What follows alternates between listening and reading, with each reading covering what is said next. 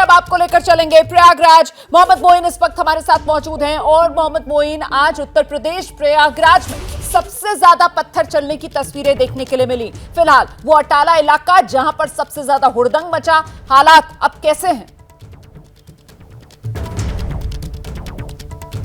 देखिए, अगर प्रयागराज की बात करें तो यहाँ हालात अब काबू में आ चुके हैं। हालात काबू में ज़रूर आ चुके हैं, लेकिन हालात पूरी तरह से सामान्य नहीं है।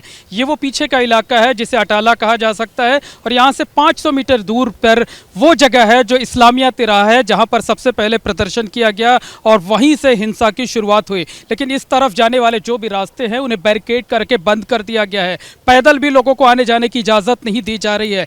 दुकानें पूरी तरीके से बंद है, लोग घरों में कैद हैं, और जो लोग भी आने जाने की कोशिश कर रहे हैं पैदल भी, देखिए 2 लोग आ रहे थे और उनको पुलिस वालों ने रोका है और उनसे पूछताछ की जा रही है कि आखिर आप यहाँ इस इलाके में क्यों जाना चाह रहे हैं। तो ये ज़रूर कहा जा सकता है कि इस शहर की सड़कों से पत्थरबाजों को हटा दिया गया है, दंगाइयों को हटा दिया गया है, गलियाँ खाली करा दी गई, लेकिन हालात जो है वो अभी पूरी तरीके से सामान्य नहीं है और कई अहम बातें सामने निकल करके आई हैं। हालात सामान्य होने के बाद अब एक्शन की बारी शुरू हो गई है। कई लोगों को शक के आधार पर हिरासत में ले लिया गया है। जो वीडियो फुटेज, जो तस्वीरें सामने आ रही हैं, उनसे उनका मिलान किया जाएगा। और एडीजी जोन प्रेम प्रकाश ने साफ तौर पर कहा है कि ये एक सुनियोजित साजिश है, इसमें कई सियासी पार्टियों का हाथ होने की बात उन्होंने बताई है। असदुद्दीन ओवैसी की पार्टी, प्रशासन की तरफ से क्या कहा जा रहा है, इस पे किस तरीके की साजिश की बात अभी तक सामने निकल कर आ रही है? क्योंकि साफ कर दिया गया था कि किसी तरीके का विरोध प्रदर्शन किया जाएगा नहीं। बावजूद इसके दिन जुमे की नमाज के बाद अचानक से भीड़ आती है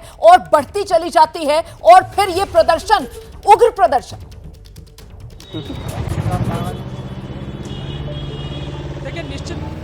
देखिए, निश्चित तौर पर कहा जा सकता है कि एडीजी जोन प्रेम प्रकाश ने यह साफ कर दिया है कि प्रयागराज में जो दंगा हुआ है, जो हिंसा हुई है, उसके पीछे लेफ्टिस्ट संगठनों का हाथ है। इसके साथ साथ सियासी पार्टियों की भूमिका भी संदिग्ध है। असदुद्दीन ओवैसी की पार्टी AIMIM का हाथ भी सामने आया है।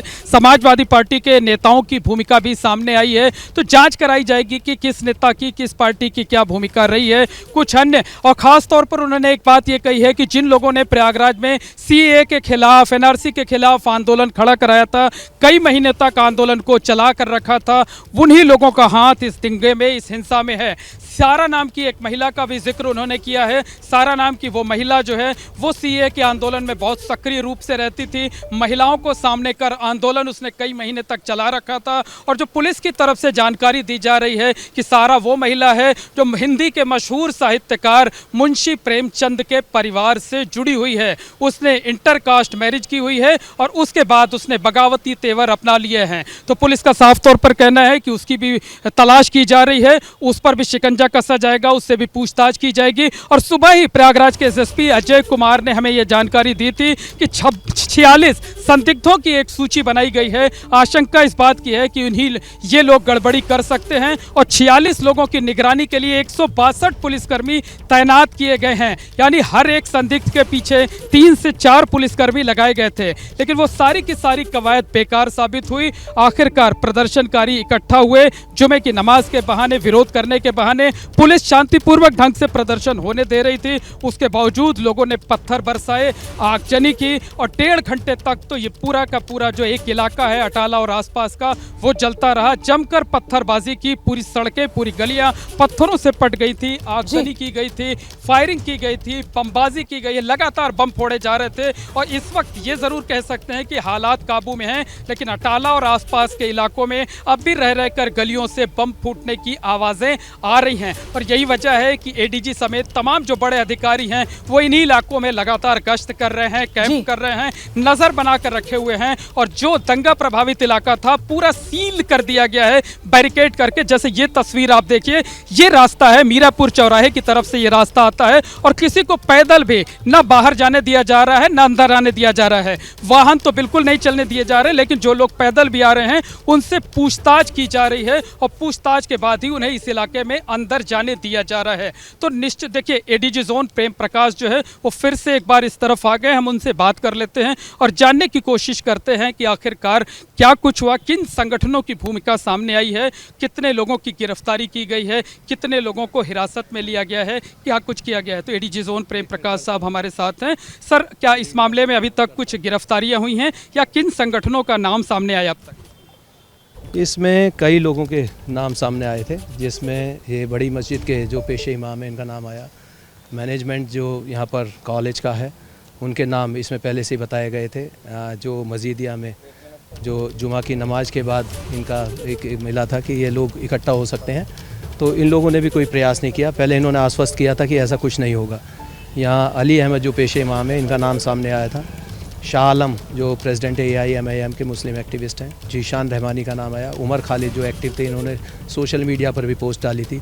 सारा अहमद ने भी सोशल मीडिया पर पोस्ट डाली। डॉक्टर आशीष मित्तल, और इसमें कई ऐसे संगठन जो यहाँ आसपास जो कार्य कर रहे हैं, जिसमें पॉलिटिकल संगठन जैसे समाजवादी पार्टी के जो लोकल एक्टिविस्ट हैं, जो यहाँ के जो पार्षद हैं, उनका भी यहाँ पर देखने में आया कि इन लोगों ने भड़काने में और लोगों को आगे करने में, छोटे छोटे बच्चों को आगे कर पथराव कराया है। MIM का भी नाम सामने, इसमें AIMIM के भी जो है ये शाह आलम थे, उनका भी नाम आया और कार्यकर्ता भी इसमें रहे हैं। क्या अभी तक कुछ गिरफ्तारियां की गई हैं या कुछ लोग हिरासत में लिए गए? अभी इसमें हमारी टीमें फील्ड में हैं, हम खुद यहाँ पर खड़े हुए हैं चौराहे पर, तो अभी जितनी भी टीमें अभी रिपोर्ट करेंगी उसके बाद इसका बताया जा पाएगा, कड़ा एक्शन लिया जाएगा। हाँ, इसमें सभी ये बता दिया गया है कि कहीं भी कोई बदमाशी करता है उसके खिलाफ जो भी बल प्रयोग हो सकता है वो किया जाए और इसमें गिरफ्तारी की जाए। जिन लोगों के नाम सामने आए हैं, जो पहचान लिए गए हैं, उनके गिरफ्तार की जाए। ADG जोन प्रेम प्रकाश एक बार फिर से उन संगठनों का नाम दोहरा रहे हैं, उन व्यक्तियों का नाम दोहरा रहे हैं जिनकी इस दंगे में, इस हिंसा में भूमिका रही है, और साफ तौर पर उनका कहना है कि कई लोगों की पहचान की जा चुकी है, उनकी गिरफ्तारी की कोशिश की जा रही है। जो टीमें हैं वो लगातार दबिश दे रही हैं और शक के आधार पर कुछ लोगों को हिरासत में भी ले लिया गया है, उनसे पूछताछ की जा रही है। इसके साथ साथ जो तस्वीरें सामने आई हैं, जो वीडियो फुटेज सामने आए हैं, उनके जरिए भी दंगाइयों की, हिंसा करने वालों की, पत्थरबाजों की पहचान की जा रही है और उसके आधार पर सख्त कार्रवाई की जाएगी और दोषियों के घर पर बुलडोजर चलेगा, उनको कतई बख्शा नहीं जाएगा। NSA के तहत भी उनके खिलाफ कार्रवाई की जाएगी। बिल्कुल, कुल मिलाकर मोहम्मद मोइन ये कहा जा सकता है कि आज से ठीक एक हफ्ते पहले, तारीख 3 जून थी, दिन यही शुक्रवार का था, कानपुर में जिस तरीके का मॉड्यूल देखने के लिए मिला, बिल्कुल वैसे ही हिंसा का ये मॉडल एक तरीके से आज जो रिपीट हुआ प्रयागराज, उसी तरीके से पत्थर चले, उसी तरीके से नाबालिग, वो 12 साल से लेकर 14 साल तक के बच्चे जिनके हाथों में पत्थर थे और वही पत्थर चलाते हुए नजर आए, अपने चेहरे को ढके हुए। मोहम्मद मोइन। जी बिल्कुल, साफ कहा जा सकता है कि प्रयागराज में आज जो पत्थरबाजी हुई, इसमें खास बात ये देखने को मिल रही थी कि जो भीड़ थी, भीड़ में आगे की तरफ छोटे बच्चों को किया गया था। वो बच्चे जो 12 साल से लेकर के 15 साल 16 साल तक के थे, जिन्हें शायद इसके अंजाम के बारे में भी जानकारी नहीं होगी, और ज़्यादातर वो बच्चे आगे थे जिन्होंने अपने चेहरे पर नकाब लगा रखा था, चेहरे को रुमाल से या कि गमछे से ढक रखा था। मतलब उनको इस बात की हिदायत दी गई थी कि आपकी पहचान हो सकती है, आपके खिलाफ कार्रवाई हो सकती है, और वही बच्चे लगातार बेखौफ होकर पुलिस से 1.5 से 2 घंटे तक मुकाबला करते रहे, लगातार पथराव करते रहे, आगजनी की गई, तोड़फोड़ की गई, लगातार पुलिस के साथ जो है वो बराबरी का मुकाबला बच्चों को सामने रख करके किया गया है। तो निश्चित तौर पर जैसा अभी ADG जोन प्रेम प्रकाश ने कहा कि एक मस्जिद के पेश इमाम की भूमिका संदिग्ध है, एक कुछ और लोगों की भूमिका संदिग्ध है। असदुद्दीन ओवैसी की पार्टी AIMIM के कुछ नेताओं का नाम सामने आया है, समाजवादी पार्टी से जुड़े कुछ नेताओं का नाम सामने आया है, और इन सब लोगों की एक सूची तैयार की जा रही है